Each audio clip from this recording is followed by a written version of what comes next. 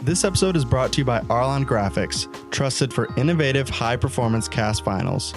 Check out their newest product, DPF V9500, a non-PVC polyurethane wall film built to tackle ultra-textured surfaces like a pro. More exciting new products to come soon from Arlon. Check them all out at Wensco.com. Can I get an 83? Did I just say 82 or 83? I think it's 83. I was just there and I closed it. Smile big. Just smile and wave, boys. Smile and wave. Okay. Well, with today's technology, right, I can just mouth it. Rick can use the AI version of Twilight. Welcome to episode 83. Give me the AI version of my own voice. You don't want that because then you'll get replaced. That's okay. I have a little more free time then. Yeah. From Grand Rapids, Michigan, it's the Slightly Serious Sign Podcast, starring Mike Hall, with his co-host Tyler Hall, and their sometime sidekick, Domingo Tobar. We invite you to join the show with today's relevant sign industry guest.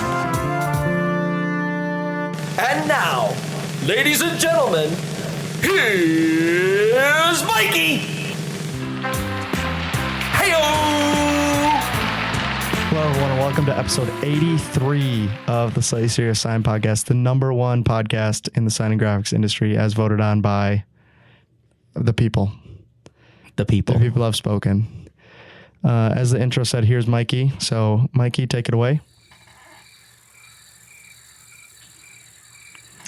Is he coming through the door? Or is he? Apparently he's too busy. I thought he was going to make a grand entrance, you know, like the Kool-Aid Man. Yeah. What's the Kool-Aid Man saying? What is it? Oh, yeah. The door bursts open. Oh, wait a minute. He does say that every once in a while. So, anyways, no Mike today. You just get the wonderful Domingo and I. So, Domingo, thanks for joining me on today's podcast. Well, I guess thank you very much for inviting me because, yeah, we have to do this. Yeah, we got to do it every week. So you've seen a lot of just us recently. Getting vendors in September and October is kind of brutal. But we have quite a few lined up. So just be a little patient with us. If you don't see a guest on next week, you'll see one on the following week. I'm still waiting to see if they're going to come this week. But then I think we have quite a few of them lined up. Fingers crossed. I'm hoping. Yeah. So you'll see a bunch of vendors. Hopefully we're going to get some customers on here. If you're a customer and you want to come on, send us a message. Email us via Vanna White. Thank you. And if you're on the audio version, you have to go to the video version because I always forget which one it is. So podcast at Wensco.com. We play this running joke. If this is for the listeners too, guys, does anyone play Jeopardy on Alexa at home? Does anyone do this? Every once in a while. You do? So we have this running joke. Me and my friends will play, like every other week. We try and get together and we'll play like the last 5 days because it'll let you play from the previous week. So we play on Thursday. So we'll play Thursdays, Wednesdays, Tuesdays, Mondays. I think that's as far back as you can go. I think it actually technically restarts on Monday. Anyways, but that's always the running joke. If you don't quite know what the answer is, just say a word that's like kind of in the realm, right? And just quietly and hope that Alexa doesn't quite understand you, but it's close enough to the answer. So you just be like, podcast, good enough. Hopefully it gets it. It doesn't work. So don't recommend, but it's worth a try at home. Boy, it's the little things that amuse you guys, I guess. It is. Yeah. I'm pretty easily amused. Squirrel. So yeah, thanks for tuning in, guys. Hopefully we saw a few guys at the Iowa and Chicago open house 2 weeks ago. We saw more of you at the Iowa one than we did at the Chicago one. So thanks for those of you that came out.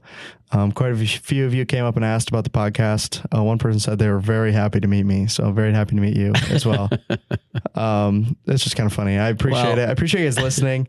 That was me. Oh, yeah, it was Domingo. No, joke. Yeah, it was Domingo, and then Domingo's mom. Those are the two people that said, nice to meet you. Yeah, it was a great time at those two open houses this week. Wednesday we'll be in Cleveland, Thursday we'll be in Detroit, and Friday we'll be here in the always sunny in summer and then never sunny again, Grand Rapids, Michigan. So, yeah, hopefully we'll see a bunch of you guys this week. We wanted to talk about some of the What's struggles? Hold on. I mean, I want to just say, even though there was a low turnout, let's be honest. I mean, we call it how it is. It was a low turnout in Chicago. We still actually sold a lot of equipment too. So it's almost like they had more time to go through the show, and it actually worked out better for some of them. So yeah, for vendors that are listening, we appreciate you guys coming to these open houses. We know there's a lot of time and energy spent into it. So to get the turnout that we did was is disappointing from our side of things, but I think the customers that came still had a great time. Obviously, they got to talk to a lot of people. Great questions. A lot of vendors said that they had some great questions. Yeah. So it was good. Yeah, it was good. Some of the vendors said they had better conversations than they did at some of the other ones. And I think it's because they had to slow down almost to do it. So it was good. Yeah. I'm not complaining about the show at all. It's Craig and Brian just need to do better next time. That's all there is to it. Craig, there's always a next time. Craig, maybe. I'm looking at you. Okay. Okay. We got to pump those numbers up. Those are rookie numbers. Okay. So, we had a few, what's the word for it? Bumps in the road, literally bumps in the road for us on the way home. Oh my Lord. We tried to lose a machine on the way home. Apparently. I mean, there's challenges by moving equipment, right? From show to show, or have it at the branches. Moving, shifting, doing all kinds of different things, where we put this machine versus that machine, and you can't put them together, or competition. There's competition everywhere. Yep. Right? But the hardest part is when you pack that stuff up and you think that your number one guy locks it down properly, and as we're riding along, driving, and all of a sudden we hear a click, click, click, click, click, click, click, click, click, click, click, click, click, click, and it's like, what is that noise? You look in the back, and the hood's going. We gotta get off, Tyler. We have to get off, or that cover's gonna, I don't know, probably bust or something. Oh, how convenient. As I looked at Tyler, I go, we got to get off. He goes, can't you see the sign up ahead? And I'm like, BK Lounge? No, Culver's. Yeah, so we could have pulled off like on the side of the road. We might have milked it a couple miles to make it to exit 34 so we could pull off into the Culver's parking lot. So it was just convenience, okay? It wasn't like we tried to stop there. But yeah, we busted 2 straps off a machine on the way back from the show. And that's kind of just a preview into what we want to talk about is if you are getting new equipment or you have existing equipment, you need to move it. What are the things we should be looking for to make sure that goes smoothly? When the equipment shows up, it can be plugged in and start working immediately. Or when you move it to the new location, do you have everything you need to make sure that it'll print the same or better or equal as it did at the previous location? Well, the challenge is that we came back to corporate with a few machines, and we have to get these machines powered up, make sure that they're running so that the ink is circulating or the heads don't get clogged up and those kind of things. And it just comes to point out that our building demo room has a lot of power, and we have a lot of outlets, and we have a lot of machines that got shifted. I mean, we had to plug in the Epson, we had to plug in the Muto, we had to plug in the HP 730 that came in. But as we're looking at this, we really need to pay attention to what a pre-install, and it comes to my mind is what's on the pre-install when it comes to a customer buying a printer. Or do you have the right power? You could have all the power in the world that we have in the demo room. Yeah. But if you don't have the right connector, then that is the challenge. And when you're coming in at 10 o'clock at night, there's no stores. I mean, I ran to Menards. I ran to Home Depot. I could not find the correct plugins. And that's kind of bringing me to the point of, if you do decide to get new equipment, or you're going to, hey, we're adding a whole building space or whatever, make sure that you're upgrading those areas with the correct power, Ethernet cables, wiring. It's just, that's how important these pre-install checklists really come to play. It's not a simple, Yeah, I have that. Yeah, I have that. Yes, I do. I have a computer. Yeah, I have the latest Onyx, or whatever the software is. It's really important that you kind of go through that checklist so that machine comes in, can easily install it, easily plug it in. There's no challenges that you run into, and you're up and running. But if you don't, I mean, perfect scenario, what we went through. It was, all right, how do we get this wall over here has one power that we need. This one over here has another. We don't have cords that are going to go that far. So luckily the printer, it's some printers can take a day or two not being plugged in. But luckily we were able to always get the heads back if they go down. But it didn't go down. But we had to go to the store today and grab some cables, grab some connectors. And I'm like, we just got to build our own. Yeah. We had enough cables and connectors. We could have powered all the machines twice that we had in there by the end of the day. But yeah, I mean, I think we've sent out this pre-install checklist, and it's gotten pretty long, to be honest with you. But the reason it's gotten long is because every time we run into issues, we add on to the pre-install checklist, right? I didn't think of that one. You don't, it's not like, oh, okay, the example we're running into is, hey, do you have 220 power in your facility? And we'd be like, yeah, we got like 6 of them in there. We're fine. I don't know what your problem is. And then you show up and you're like, oh no, the plug I have doesn't plug into that one. Be like, oh, it's a different plug entirely. So then you need the adapter, and it's not like anyone stocks that set adapter that we have. Yeah, this is special order if you had that adapter. So that's the type of stuff where, like, when we ask, oh, do you have this very specific thing? And you're like, yeah, I have 220, check the box. Well, when it shows up and you don't have the same connectors, it's not like we can be like, oh, let's just grab one. Like, that's not really how it works. So we end up running into issues where, yeah, you have everything on the box. You have 220, you have Ethernet, you have enough amps to run it, you have enough plugs to run it. But if it doesn't go into the wall, what good is that going to do you? It doesn't do you any good at all. So that's the stuff we ran into as somebody who has done this, 100 plus times, right? We've installed new machines all the time, and you still just run into this little bump where it's like, oh yeah, we have 220. No one thought to check, but do we have the right 220 for what we need? And in the right spots in the building where if I need 2 of them, I can plug them both in. They do make, like I said, the challenge that we ran into, and this is for the electricians out there, you have an L3 connector and it's going to a NEMA 6. So it's like when we say 220, it's a perfect point of what you're saying, but what connector is it? Is it a NEMA? Is it an L3? Is it L4 for crying out loud? Or it just, those are the challenges that you got to kind of. And I think there's some documents that they're getting better at the documents of the pre-install where it actually shows you the picture of the actual plug of what you're looking for. But back in the day, the printers used to ship with 4 different sets of plugs. Yeah. Because you didn't know what they had. Yeah. Now they've, try to bring that cost down. They don't ship those cables anymore. So luckily we have some good electricians here, certified, Tony, to make some cables for us. Yeah.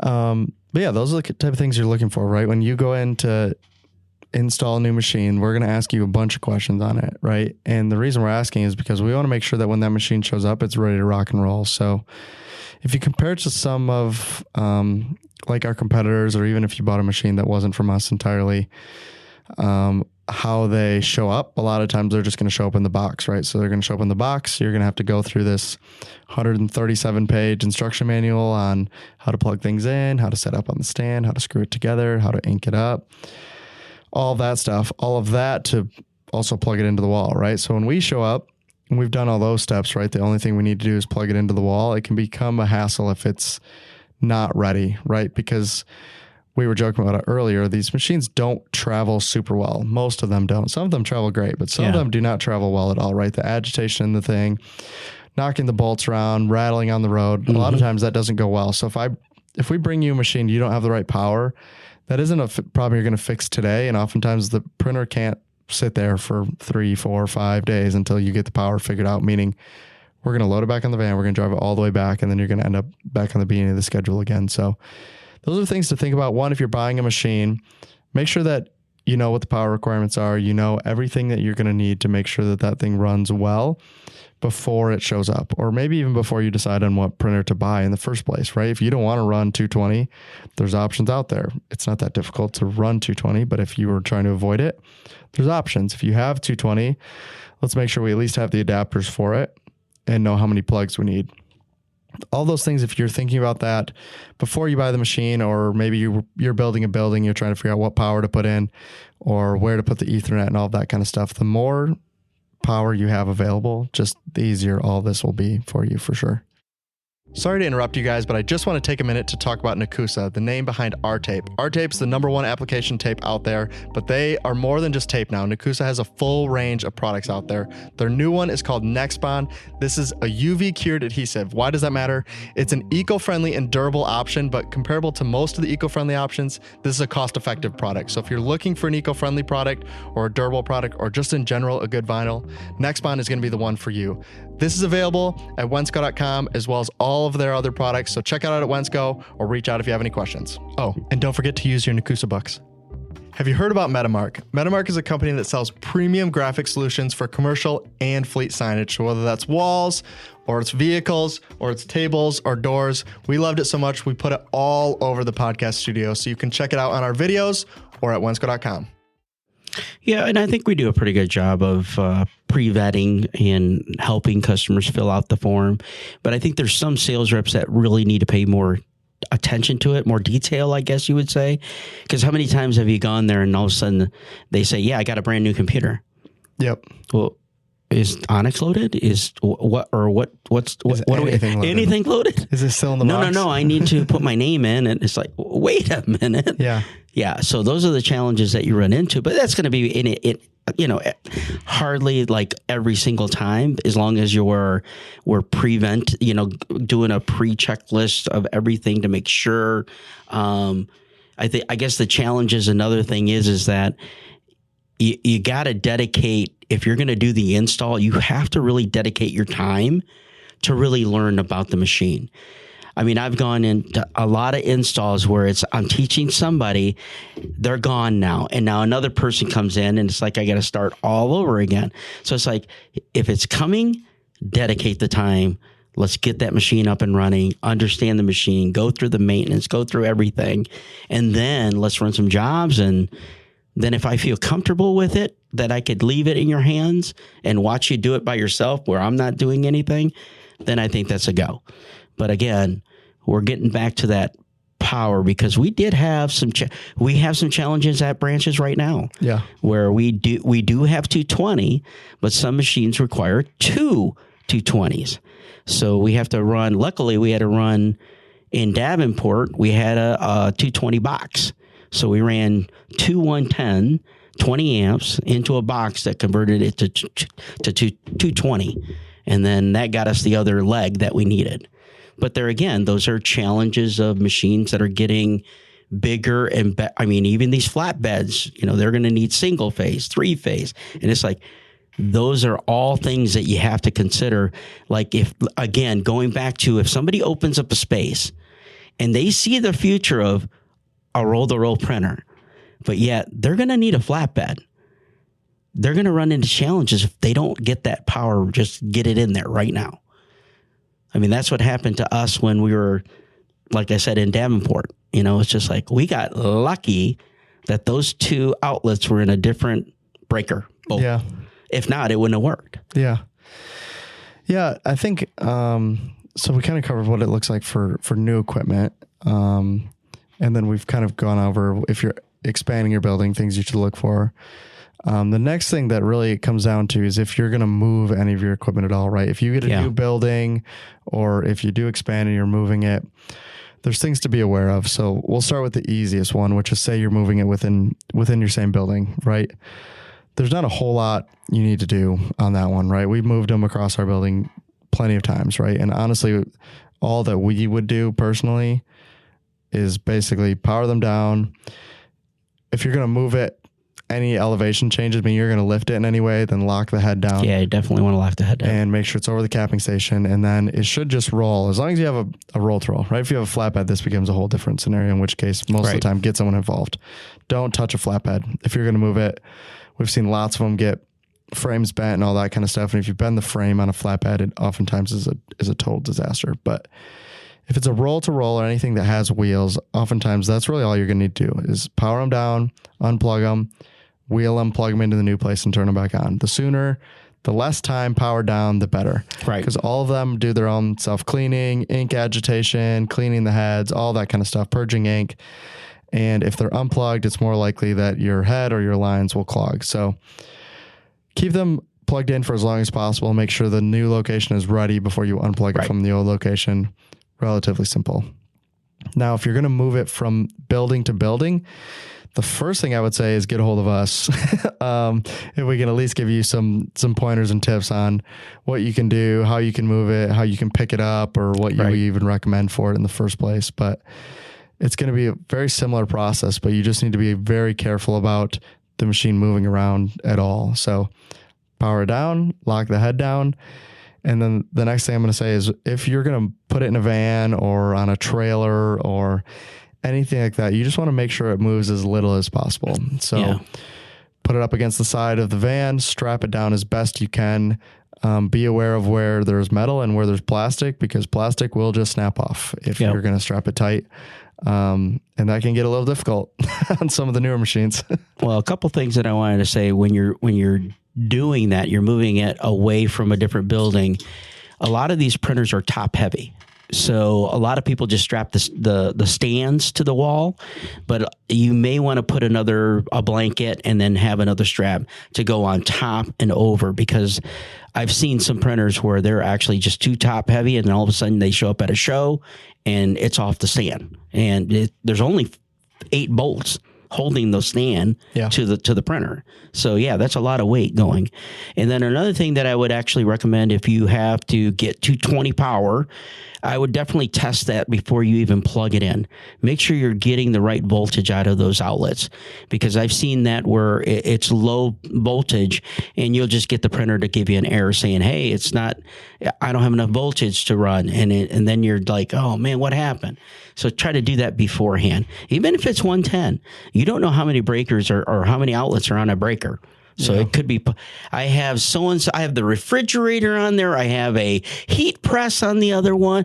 I mean, I have a laminator. The laminator takes a lot of voltage and amperage. So you got to be careful with that as well. Yeah. You want to watch out what power is on each one. This can be a little difficult depending on what shop you're at, but but anything, just assume the way I always explain to people is anything that heats up is going to eat a bunch of power, right? I mean, even as simple as like if you plug in heat guns to the same circuit as your printer, you're going to blow fuse. Mm-hmm. A heat gun by itself will take up any standard shop that doesn't like dedicate power in any specific way. A heat gun could pretty much blow a fuse almost by itself if it really wanted to. So if you plugged in 2 heat guns to one, good likely it's going to trip, but that goes for everything. So printer, laminator, heat press, anything like that. And you run a wrap shop and you plug heat guns into there, you got a good chance of blowing power. So just be aware of kind of what goes where and what's plugged into what. And ideally you have the printer kind of all by itself for most of it. That's kind of how I would say for all of them, right? Laminator by itself, printer by itself, heat press by itself. Yeah, because we ran into the challenge every time that we do a show. I mean, we have a lot of equipment. We have a lot of power everywhere. But we kind of try to say, oh, we could get all this on one surge protector. And you're like, no, that's a 15 amp or 12 amp. Yeah. You're already way past that thing. Yeah. So surge protectors are good, right? Yeah. But when you start adding a lot of things on there, it's going to draw and it's just going to pop it.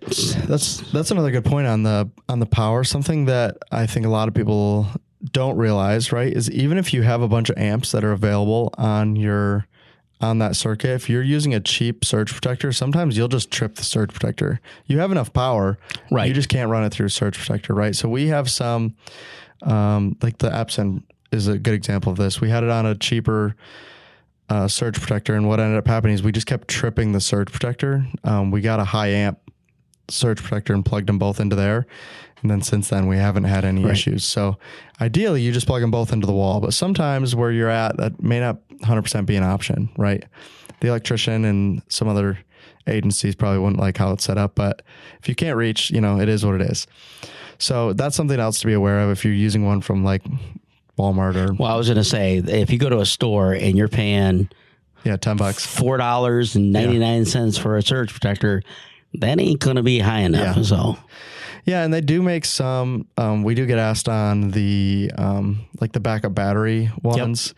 Yep. I think for flatbeds, that's a great investment, right? Absolutely. Especially any of them that have like the reverse vacuum on the ink, right? If they lose power, then the ink will just start dripping out. That's a huge benefit. 100% use that on roll to roll if you want to. Sweet, great idea. It'll keep it running a little longer if you do end up with issues.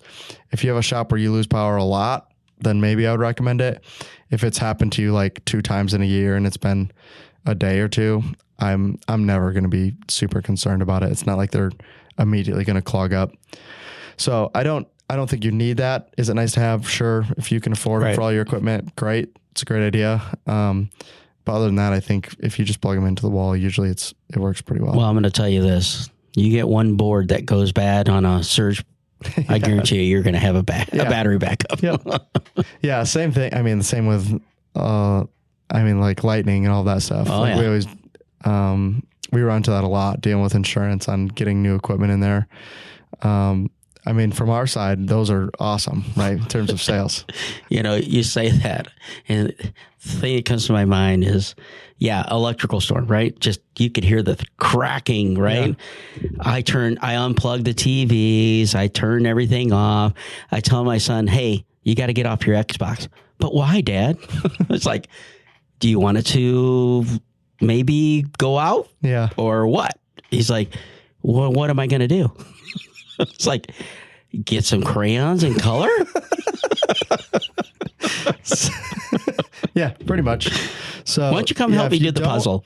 If you have a big storm coming through, it might be beneficial to have it plugged into something or unplug it. One of the two. Yep.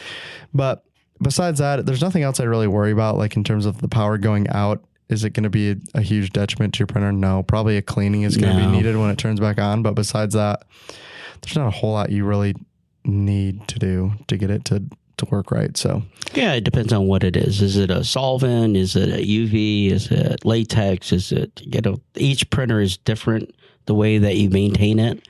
So yeah, I mean, you can easily recover those things. So yeah, the other that kind of covers in terms of moving them, I think. Is there anything else you can think of for moving? Picking them up. That's the other thing too I would be aware of. These new machines, so I mean pretty much all of them. With the exception, I'll give Roland the out on this one when I talk about this. But HP, Epson, even Kala, GFP, if you have to pick these things up, just know that these things they're heavy. I think the HP weighs 800 pounds. The new Epson is less, but the S8600, I think the spec sheet said it was like 800 something. Well, you pounds. need 4 people to pick it up. Yeah. Put it on the stand. At least. Yeah. And the Epsons come with these sweet bars, which are great if you have them. If you don't have them though, not a good time. Do not recommend. I'll give a kudos to one of our ladies, Yolanda. Yeah. She had to step in and pick up the Epson. Yeah. Because somebody left early. I wonder who that would have been. Well, I did ask, do we need anything else? No. All right. No, well, I'm going to good. go to Menards and I'm going to see if I can find that cable. So, yeah, if you're going to pick them up, I mean, like if you're going to try and put it into a van, you're going to need a boatload of people to get it that high to be able to slide it into the van. These wheels that they put in these things, super high quality. We really appreciate you guys for using super high quality metal casters. We really appreciate it. For some reason, they break off really easily. I don't understand how that works, but that's all of you. So, I don't feel bad about saying it. Every single one of them are the same. It doesn't make a difference. Hey, we got to save money somehow. Yeah, the casters are as cheap as they can get them, but they're all the same. So just be aware, those are real easy to break. Even if you try to set it down gently and you drop it from, half an inch, you'll just shatter a wheel. These things are super heavy. So just be aware, if you're going to try and pick it up, this is not like let's just lift it up. You can't really pick them up with high-lows. They're not really designed to hold that kind of weight. So none of that ever works. It really just becomes a bunch of bodies to get them to pick up. And then some of these machines don't have a lot of places you can pick them up either. So it's not easy at all.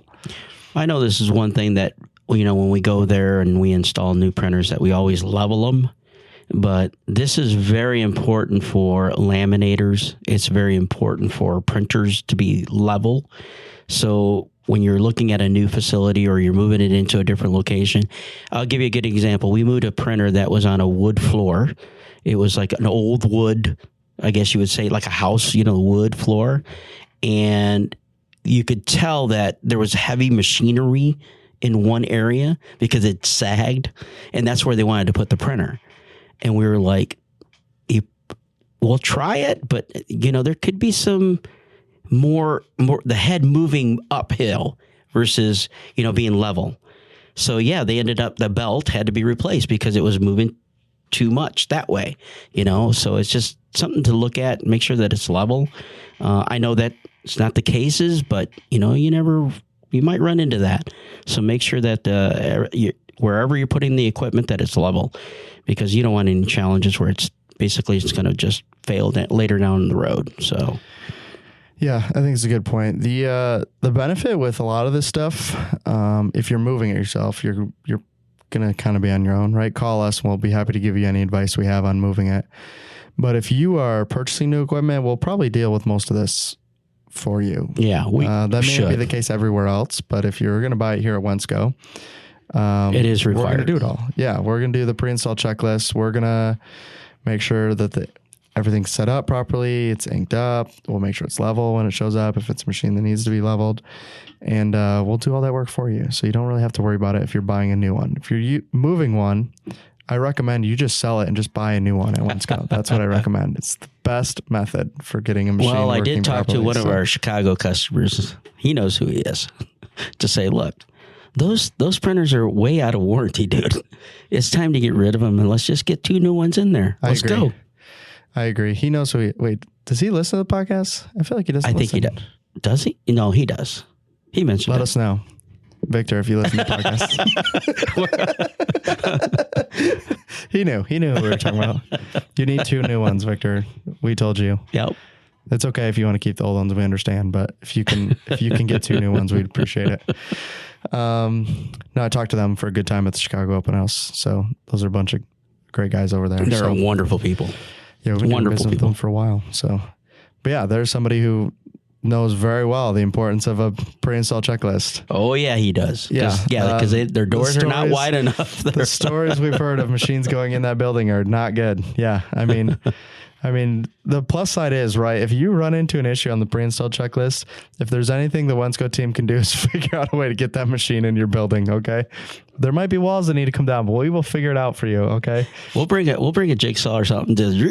And let me tell you, if there's one thing the Wensco crew is good at, it's demolition. If there's one thing we're not good at, I'm not putting the wall back up for you, okay? But I'll get it in the building. I'll get you that far.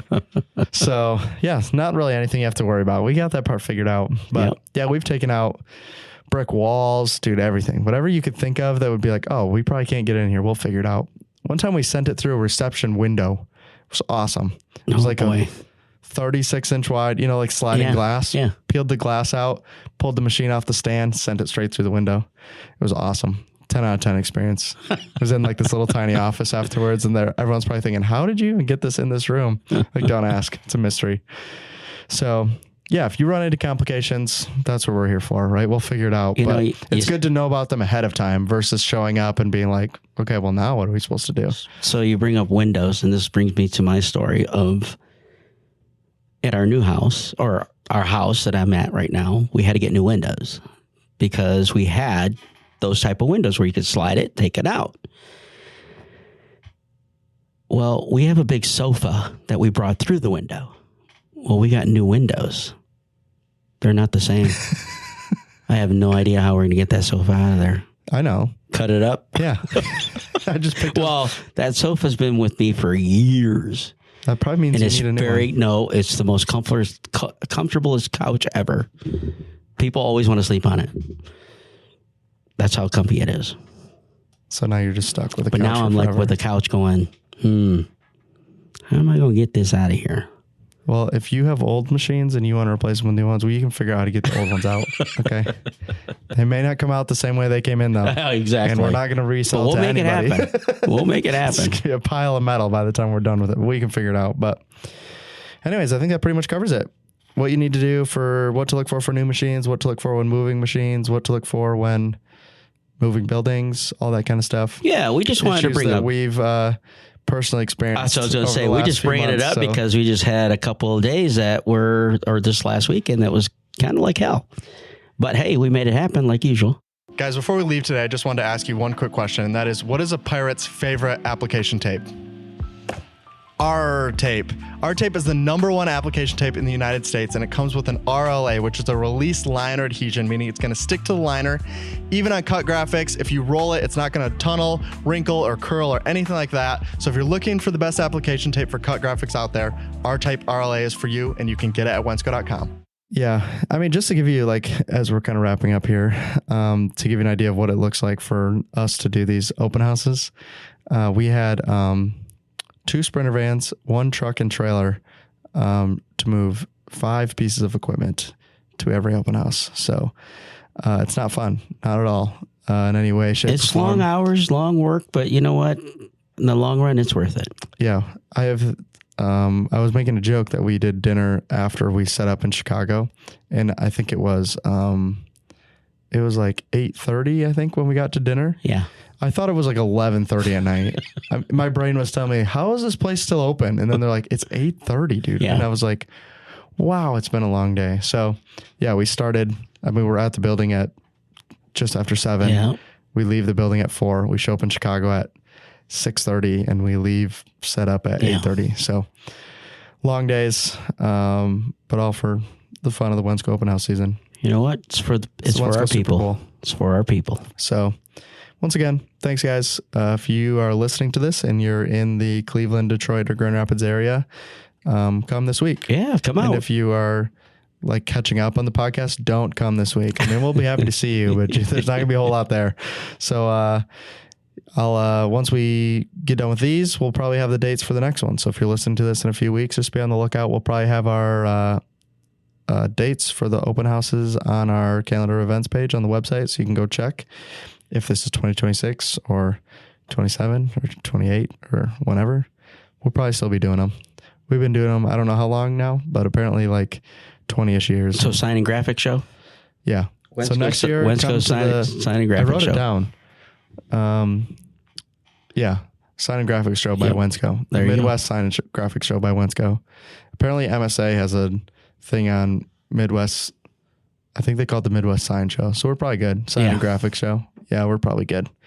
So if you see us, stop calling it the open house. We're trying to separate ourselves from all the bad ones out there. So that's why it happened. But we talked about that last week. So you can go and listen. It's like the intro, so you don't have to listen that long. But yeah, now I got a meeting I'm good. to go to. So Yeah. nice work. Everybody's got meetings. Go A-Team here. You only got the Tyler and Domingo show today. So if you enjoy this and you don't want to see Mike, let us know in the comments and we'll get him removed from this podcast. This chair is way better than the other chair. I feel like I really messed up by getting the other chairs. Well, thanks for listening. We appreciate it. Appreciate you guys, and we'll see you in the next episode. So goodbye. See ya.